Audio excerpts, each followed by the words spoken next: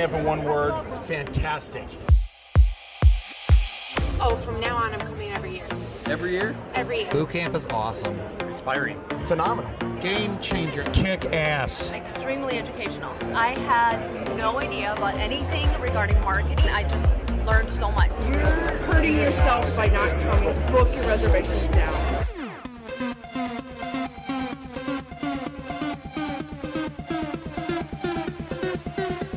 Everyone get on your feet. I said everyone get on your feet.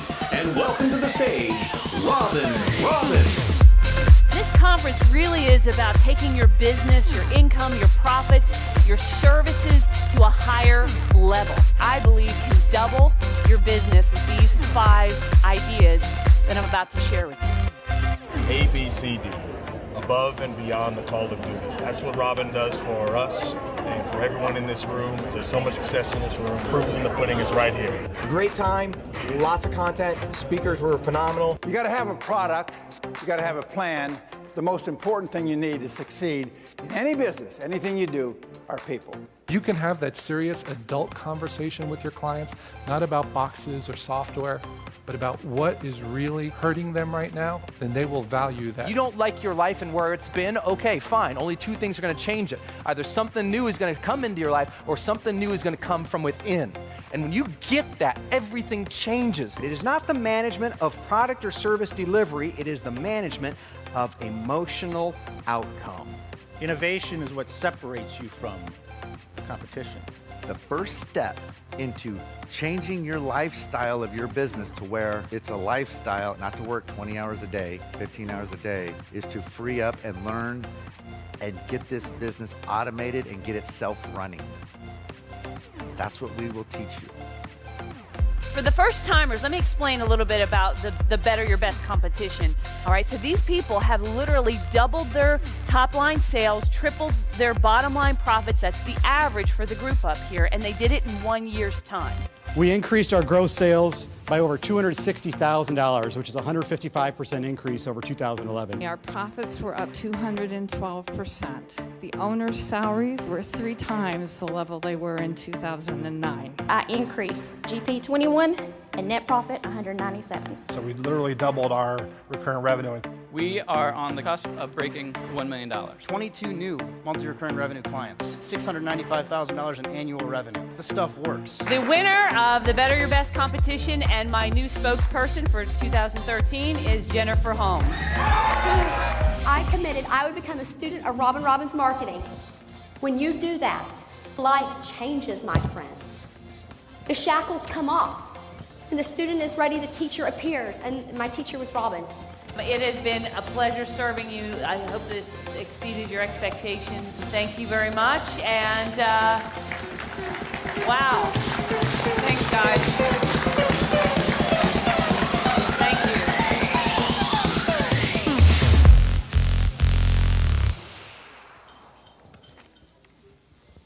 All right, now just to make all the Golden Cone presenters just that little nervous, getting all pumped up. Golden Cone competition, we've got 2 competing for this lovely award here, the January 2014 Golden Cone. No one from Atlanta, which is kind of out of the ordinary here. We've usually got Jennifer and Jay battling for it. You've got on your table, or most of you do on the table, if you don't see it, then steal it from someone else. You've got your Golden Cone voting form here with the 2 choices. They are in the order of presenting. Jim first and then Jason next with that. So just keep that in mind. You can take notes on that or anything as they're going through. It's really looking at who has the best implementation of an idea, whether they learned it from Robin, came up with it themselves. It's really a bit about sharing with the group. And so our first presenter, and he even gave me a script here, his introduction. Jim Gast is the president of SpliceNet in Cincinnati. He has 20 years of selling to and working with over 250 law firms, former instructor at the University of Cincinnati and Capital University in Ohio. He is presented and partnered with the Cincinnati Bar Association, Kentucky Bar Association, and Dayton Bar Association, and in 2010, he sold more LexisNexis practice management software than any other company in the US. and was dubbed the hero of LexisNexis by their VP of that division, being certified on Time Masters, Billing Matters, PC Law, Amicus Attorney, Time Slips, and Hot Docs. He was asked to be the first ever LexisNexis partner to train their sales reps on selling legal applications to law firms. He's been a Producers Club member for 2 years, has taken multiple advanced trainings with Robin, including the 2-Hour Marketing Miracle and Google AdWords, and is a co-captain of Kaizen. Please welcome Jim Gast.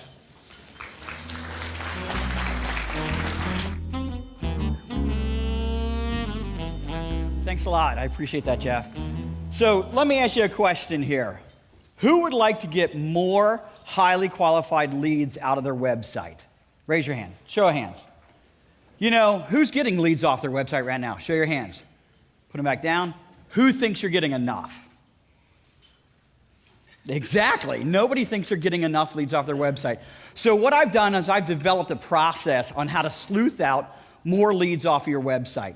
So if you're like me, you know, you've had a website that really wasn't doing a whole lot for you over the years, right? It really hadn't been generating a lot of leads. You're burning through SEO money, Google AdWords money. You know, not that it's bad investment, and not that I'm not getting money out and a benefit out of my Google AdWords. I'm just not getting enough, okay?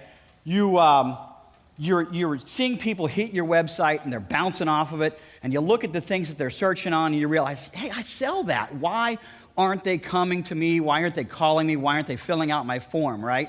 Why aren't they doing something about my call to action, right? I tell you what, I struggled with this one. You know, and when I do make a connection with somebody, I realize this is not the person that I want to talk to. I need to talk to a decision maker, not an information gatherer, right? So who here would like to know how to turn those bouncers, and that's what I'm targeting is those bouncers, those people that come to your website and bounce off your website, and you know they're looking for what you're selling. How would you like to turn those bouncers into what I call extremely hot C-level leads? Raise your hand. Oh yeah, you better believe it, right there. So, let me tell you where I started, okay? Here I am, and you know, the number 10 is just probably is about the time we put together what I would consider to be a halfway decent website. I got a website for 10 years. I'm getting about 20 hits per month on my website. 20 hits per month. That's abysmal if you ask me. All right, at least now it is, I think. You know, I'm maybe getting 2 to 3 leads per year, okay? And on top of that, I'm maybe getting 1 or 2 appointments per year. An entire year goes by, my website's basically sitting there doing nothing for me, all right? If I'm lucky, and I never really tracked it before I joined Producers Club, if I'm lucky, I got one sale every other year, right? And you know, I got to a point 2 years ago, and I joined the Producers Club, and it was probably the best decision I ever made, okay? And then soon after that, after I Robinized my website, I took the Google AdWords training with Tim Conkle, okay? It was like the second group of people that went through it. Now, you know, I immediately started getting more hits and more leads on my website. I immediately started getting more appointments on my website, and I started getting more sales off my website, okay? But here I am, I'm spending $2,000 a month on average, sometimes higher, sometimes lower, and I'm thinking to myself, I want more. I got that taste, I got that thirst now for opportunities. And I'm looking at this, and I see these people hitting my website, and I wonder to myself, why aren't they calling me? You know, what do I got to do? What kind of offer do I got to put out there to get them to call me? And then it struck me. I don't want them to call me. I want to call them, all right? So here's what I did, all right? I implemented what I call visitor sleuthing techniques. Now, many people have done similar things like this, but I really put this together, okay? Didn't change the number of hits I got on my website. That pretty much stayed consistent, all right? But what I did immediately is increase my leads, all right? I immediately found out, you know, who are my hot leads right now, and then I started getting at least 1 additional appointment per month, and ultimately that led to $90,000 in sales over 8 months. Who would like to have that? Who would like to have that? $90,000 in sales, right? Okay, so let's talk about it. Here's how I did it. Here's the important steps you need to know, all right? First and most important thing is you need to know when you're being shopped. You need to know when they're on your website. You can't sit in front of your computer all day long and watch for your website. So I've got some ways to help you there. In addition to that, once somebody's been on your website, you need to know how hot they are. Are they searching for what you're selling? Do they want to buy what you've got to offer, all right? Third, after that, Then you got to sleuth them out. You got to find out who they are, where they're coming from. Then you've got to get that C-level connection, because it's not good enough for me to hit that information gatherer. I don't care about the information gatherer. Like Alex said just before, you got to talk to the person signing the check, okay? So I need to make a C-level connection. But the problem is they've hit my website. They left. I got to go back and get their attention. So I figured out how to do that too. And then what do? You do what Alex said, sell, baby, sell. You work them into your process. That's not what this is about. This is about just getting them to that point. Here's the tools of my trade, all right? You can use any tool you want out there that does similar things. I happen to use these. I use VisiStat. I love VisiStat, and I got turned on to it from Pronto. Google AdWords is what I took the class for Google AdWords and in Google Analytics. I want to tell you real quick, though, I don't believe that you need the Google AdWords class to get this done. I haven't tried it with Google Analytics. Somebody out there can try it if you like, but I don't think you have to do it. I really think it helps, though, okay? Mongoose Metrics, again, something I learned in Google AdWords training. My secret is LinkedIn, all right? That's the big secret right there. And then, of course, I think my competitive advantage is how fast I move on this. I mean, it's like lightning fast, brother. People are like, wow, how did you do that? All right, so let's get right into it. First thing you got to do is you got to stop them in their tracks. You got to know when somebody hits your website. You got to get into VisiStat or whatever tool you're using, and you got to set it up so it is emailing you and texting you right away, okay? Because if you don't know it, you've just lost it. You've lost that window of opportunity. Remember, they came to your website and they left. You've already lost their attention, okay? So what you need to do is you need to really work quickly right as soon as you get that opportunity on the website, all right? Stop that drive-by visitor right in their tracks. Now, what do you do immediately after that? You find out if it's really something you're interested in. You know, if somebody's going out there looking for, mobile phone support, let them call, AT&T or Verizon, brother, okay? If they're looking for Windows 2000 server support, Windows 2000 upgrade, Office 365, that's the kind of search term I want to act on, okay? And I know that if they hit those search words, they're probably a pretty good opportunity for me, okay? So, immediately, as soon as I determine whether they're a hot lead for me or not, there's one piece of breadcrumb that they've left behind that I know about that can help me find out who they are, and it's their IP address, all right? Now, what do I do with that? Well, I'm sure plenty of people have thought about this, okay? But in this process, it's pretty straightforward and simple. I just do an HTTPS lookup on that IP address and see if they got a certificate on their website, on that IP address. And then I go through their certificate looking for some information about their company. This works probably, 33% of the time, a third of the time. So I'm getting a third of all the bouncers that come to my website. That's not bad. I wouldn't have had them anyway. So, a third's better than nothing if you ask me. And then from that, I'm looking for a website or something like that I can actually go to. Lots of tools out there to do that. Do this, you can actually subscribe to some services. I'm not sure how good they are, but this is just the way that I do it. You know what? What do I do if there's not a certificate there? Do you think I give up? No way, brother. I actually go so far as to see if there's a website on that IP address. All right, so I hit that website. All right, I have been in situations where I'll find an application sitting on that IP address, and it says so-and-so's company for CRM or whatever. Oh, man, I love those guys. They just told me who they are. Thank you so much for being a miserable tech guy and putting something public out there that a sales guy like me can get on, right? And then if there's not that there, I'll RDP to a site, an IP address. I won't try to log in. That's hacking. I'm not doing that. I'm just looking to see what the login stuff says. It's public. It's right out there. It's not like there's a law for me to go look at it, okay? So I'll see if there's some information on the login screen that tells me, all right? Lots of times people have warnings and stuff like that if you're not a member of this company, authorized access, but they tell you the name of the company sometimes, all right? More importantly, though, I love it when they give me the domain name because, man, what do? I go to their website. What's the number one search page on your website? Anybody? About Us, baby. And guess what I'm doing to them? I'm looking at their About Us page. This company was kind enough to tell me exactly who to connect with. Man, I want to shake these guys' hands and put this website together, all right? So, sometimes I'm not going to get C-level information, but you know what? The next step, I go to LinkedIn, and on LinkedIn, what am I doing? If I don't have C-level information, I'll do a search for the company on LinkedIn. And as soon as I get a search in the company, I get a list of people. Who would not want to talk to a CFO, a COO, or an IT manager at this company that just came to your website looking for 2003 server upgrades. Who would not want to? I know they're shopping for it. I just got to get their attention. So how do I get their attention? Well, I'll tell you what. I make a connection. That little pretty blue connect button is awesome, all right? I try to connect with them, and if I can connect with them, that's great. Now I've got an important person's attention, all right? If I can't connect with them, no worries. You know, I'll give it a little bit of time and wait. I'll watch my profile to see if they're viewing me, because if they viewed me, now I know I got their attention. But if they don't, that's okay. I'll use LinkedIn InMail. Robin mentioned it this morning. It's a lot better when they actually connect with you, I think, but you know I'm a sales guy. I got to use tactics that I think work and get their attention. So, what do I do once I've gotten their attention? Now, this is the most important step if you ask me, okay? Again, you send them a LinkedIn message. That's that email that they use on LinkedIn. People aren't paying attention to email anymore. How many people here get LinkedIn attempts to connect and look at who it is trying to connect with them? Lots of them. You think anybody else in the business world is not doing that? I think they're doing it too. As a matter of fact, I know they're doing it. $90,000 worth of doing it. So here's the thing. If they don't, again, send them the end message. Next, the most important thing right here. This is the absolute secret. This is the message I send. Do not alter this. This works. I think it follows Robin's principles. It's simple, it's short, and it gets their attention, okay? And you know what?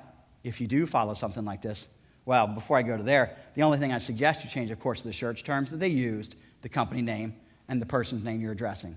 That's it. And then you get something like that. Nice sleuthing. That was me. Oh my goodness. When I got this, I'm like, whoa, jackpot, baby. I knew exactly what to do next. You know, what was my next message to him? Anybody? You better believe it. I'm working on the appointment next. I'm trying to close that first appointment with the guy. And I'm doing it all through LinkedIn messaging. All right? Now, you know, I'm still in communication with this guy. It's been a while ago. But, man, I know eventually this guy's going to close. And it's a matter of time for me, okay? But, you know, here's one of the things that I thought was phenomenal. He wanted to know how I did it. He wasn't offended by the fact that I did it. And I'd love for somebody to ask me about how I handle that. Okay? He wasn't offended. He said, how'd you do that? That's incredible. I was on your website not an hour ago, not 15 minutes ago. Oh, by the way, I'll mention this too. I did this on the way back from a Producers Club meeting in the summertime. I was in my car. No, don't text and drive. That's bad. So anyway, here's the other thing I think you need to do. You got to track this. Robin's big on tracking, okay? I think it's very important to track the results of this. Because if you don't track your results, you're not going to know where your leads came from. Finally, I want to recap the whole process for you. Was that pretty easy? Raise your hand if you think that was pretty darn easy. Yeah, I think so too. All right. So here's the process, and this PDF is available on the dashboard. So here's the process. You got to set up your visitor alerting. Get that right away. Okay. You got to know if they're looking to buy what you are selling. In addition to that, you've got to sleuth them out. You've got to find out who it is you're trying to make that connection with, all right? Find out their information about their company. You got to make that C-level connection. I think that's important because I don't want to talk to the information gatherer. I want to skip right over that person. I already know that's probably a small business looking for me, okay? And if it's a small business looking for me, at least I can tell from the website. If it's a small business, I guarantee you the COO got fed up with something and said, hey, go find me some information. So who wants the information really? That person I'm trying to connect with. Then make that connection and send that email. Send that LinkedIn message. Do not change it. Do not change it. Do not change it. Okay? And then the other thing I would probably do, without a doubt, I would say, hey, how'd you like how they always ask. How'd you find out? They always ask. All right? It's like, well, you know, we monitor our website pretty tightly, you know, and I use some pretty investigative techniques to find you. How would you like me to tell your salespeople how to do that? Can I come see you? What do you think they say?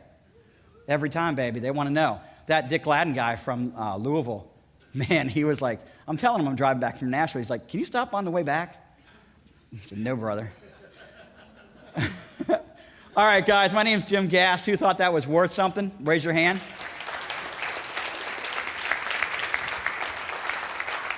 And I would be remiss if I didn't say vote for Jim Gast for a Golden Cone Award. Thanks a lot, guys. Any questions? You want to step to a mic?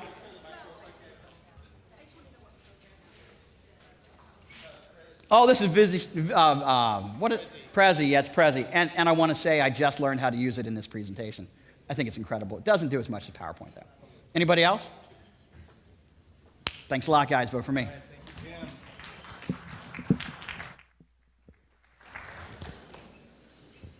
All right, next up, it started out as a group presentation, but all the rest of them chickened out, and so Jason got to do it alone. At least that's what he tells me. I don't know if you guys are saying the same thing with it. So starting here, as I get transitioned over, on the healthcare theme and around HIPAA and getting compliant for HIPAA and all these things that a lot of people don't understand. I've got it up here. Jason Panka.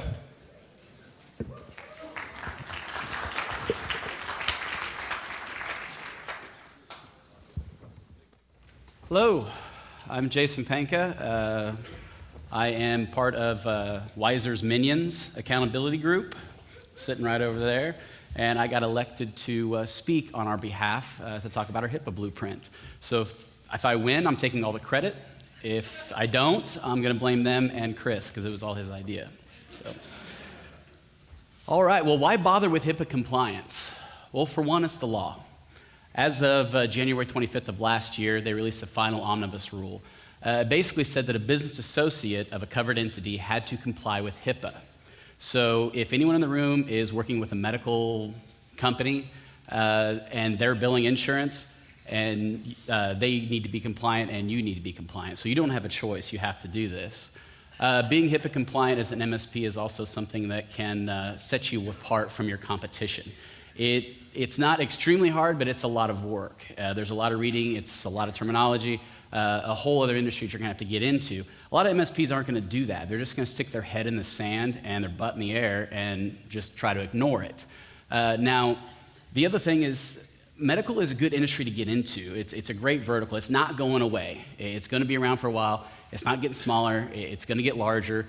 And I'm pretty sure since HIPAA is something from the government, it's not going to get any less complicated than it already is. So what if you decide you don't want to do anything with HIPAA and you don't want to comply? Well, if you do everything right and you still have a violation, they're going to fine you somewhere between $100,000 to $50,000 on that. The maximum fine per year is $1.5 million. Now, if you look at the bottom of the slide there, it says HIPAA violation due to willful neglect. That's basically if you decide to not be compliant, you know that you're supposed to be compliant, you have a breach, you don't turn it in, they find out, they're going to hit you with a minimum fine of $50,000 per occurrence. I'm going to cover a couple of terms. I'm just going to hit the 10,000-foot view on this, so you kind of understand what I'm talking about. What is a covered entity? I have the definitions up there that are from the hhs.gov website, but essentially for our purposes, a covered entity is your client. It's going to be a doctor, it's going to be a dentist, it's going to be a chiropractor, anyone that's in the medical field that's billing to insurance. What is a business associate? A business associate is you. It's anyone that's going to provide a service to a covered entity. Now, through you use vendors to provide these services, so they are also considered business associates. So not only do you need to be compliant, but your vendors have to be compliant as well. And so with all of your vendors, you have to sign what's called a business associate agreement, or a BAA, which we'll cover a little bit later. So the first step to become compliant for HIPAA is you need to train your staff. Now you can do that a couple of different ways. One way is you can go to the link that we have provided here, that's the hhs.gov website, and they have some documentation, a few templates, some things that you can go through and try to train your staff. The biggest thing you need to do is document that training, because if they come in and audit you, you need to prove that that staff has been trained and been trained correctly. The other thing you can do is you can go through a third-party vendor. Now, I have that listed as recommended because that's what we did. I haven't been in the medical field for a long time. We started this, I had a few medical clients, but this came across my desk maybe July. So I had to do a crash course on this, and that's how we developed this. So we went to a third-party vendor to help with our training. Now, they're providing specific training for compliance officers and for the workforce. So when you name a compliance officer, they need to know a little bit more about HIPAA because they're kind of your resource officer in your company. The other thing they're going to do is they're going to provide training materials and testing materials so you can prove that, hey, my staff did go through the training and here's the proof that they understood the training and can comply. They also will automatically document training and test results. So you're going to have those online. You can do that as, so if you get audited, you can pull that information down. The one company that we did use is formatapproved.com. There's other vendors out there, but if you're wanting to start somewhere, that'd be a good place to start. The next step is vendor compliance with HIPAA. Your vendors do have to be compliant. So what type of vendors have to be compliant? Well, we have a list up there. Backup and disaster recovery, if you use anyone with hosted exchange, remote access, RMM, PSAs, any vendor that could potentially access electronic patient health information at your client's site. They need to comply with HIPAA, and you need to sign a business associate agreement with them. The other one we added on there was a cloud provider. So if you're hosting a client's servers out in the cloud, or they have a cloud vendor that they're using, that vendor has to be compliant with HIPAA. To kind of test, you need to make sure that your vendors are compliant, because that responsibility does fall onto you. The first step on that is collect a business associate agreement. You can call your vendors right now. If they are doing any of those services, they should be working through this process. They can give you a template for a business associate agreement. What is a business associate agreement? Again, through some better training with HIPAA, you're going to understand that a lot more. But the high-level overview is it's a document that's going to outline how each company is compliant and what to do in the event of a breach. Most of the time, that business associate agreement is going to take the blame from your client onto you, and then from you onto your vendor. I also want to note that if you start doing this, it'd be a good idea to look into adjusting your E&O insurance coverage. So if there is a breach, you're covered for that. Now, just signing that agreement is the first step, but you actually need to verify that that vendor is compliant. I mean, this is up to you. So if they're not compliant and you don't know about it, it's your fault, not their fault. Start with speaking with their compliance officer. Call them up and ask to talk to their compliance officer. Asking for a copy of their HIPAA documentation, their last risk assessment. Hey, how do you document your HIPAA policies and practices? Can you send that over to me so I can review? The next step is starting what's called a risk assessment or risk analysis. There's two ways to do this. Basically, what the risk assessment is it's identifying where you're non-compliant. It's going to go through and check your network and your policies and procedures and ensure that those are in compliance with HIPAA. You can create your own risk assessment. The guidelines on that are actually based off NIST, and we have a link on there. So you can kind of develop this risk assessment yourself. And people that have been in the medical industry for a while and have been working with their clients and trying to get them compliant, they may have created their own. But again, I started in July, so I went with a third-party vendor. The Department of Health and Human Services actually recommends that you use a third-party specialist for a risk assessment. The couple of third-party specialists that we came across was eGestalt and Mike Simmel Consulting. Now, there's others out there, again. You can research those, test them, make sure that it's something that's going to work well for your company. But basically what they're going to provide you with is software to scan your network and documentation templates so you can start your policies and procedures. Now, the other thing they're going to do is they're going to give you some oversight on that and help you adjust those to make sure that as you do make those edits to those templates, that what you put as your policy and procedure is actually compliant with HIPAA as well. The next step is creating your HIPAA policies and procedures and then actually implementing them. You're going to get the results back from the risk analysis, and you're going to have a remediation you're going to have to do. You may have to switch out a UTM, may have to add antivirus, get rid of the Windows XP machines, whatever. The other thing is make sure that the policies and procedures that you do develop, you're actually implementing and training your staff on those.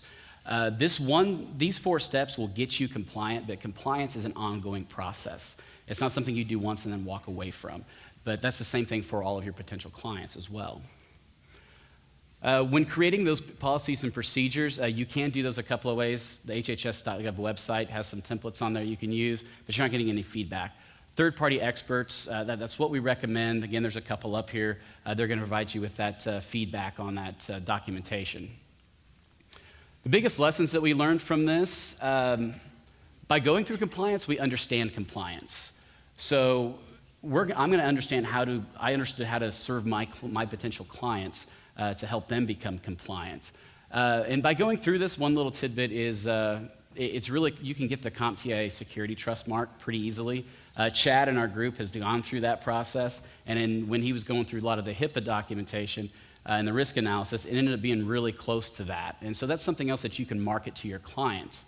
By becoming compliant, you can be seen as the expert in your community for HIPAA.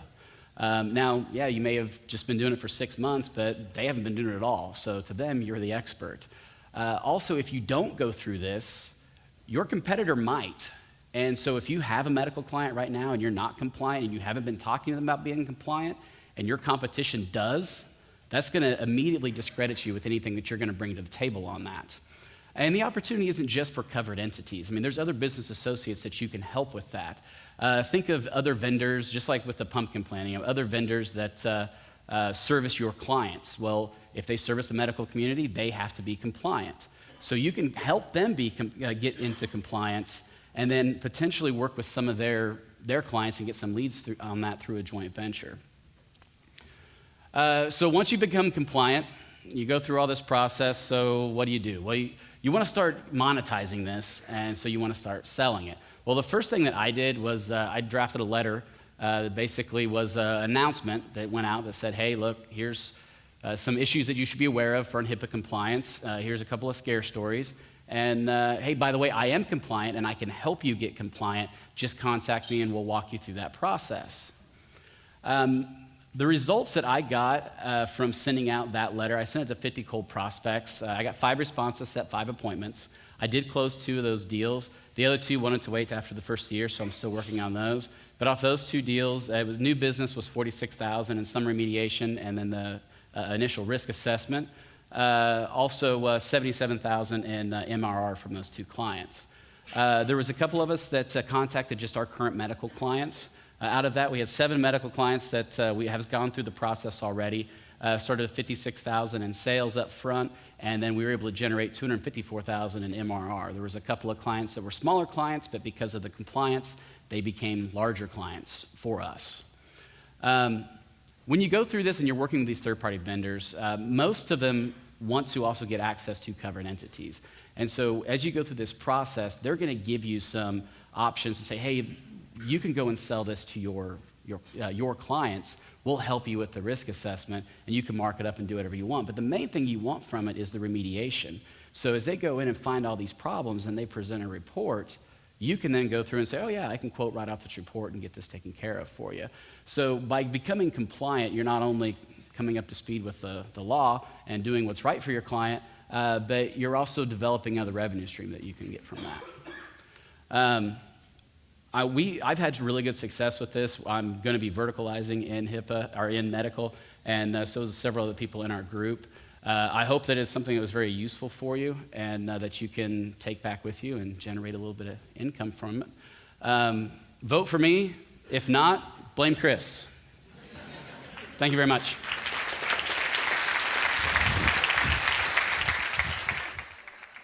Anyone have some quick questions? How do you spell HIPAA? 2 P's. No, I know that. I'm just joking. That was Thanks. good. Excellent. Okay.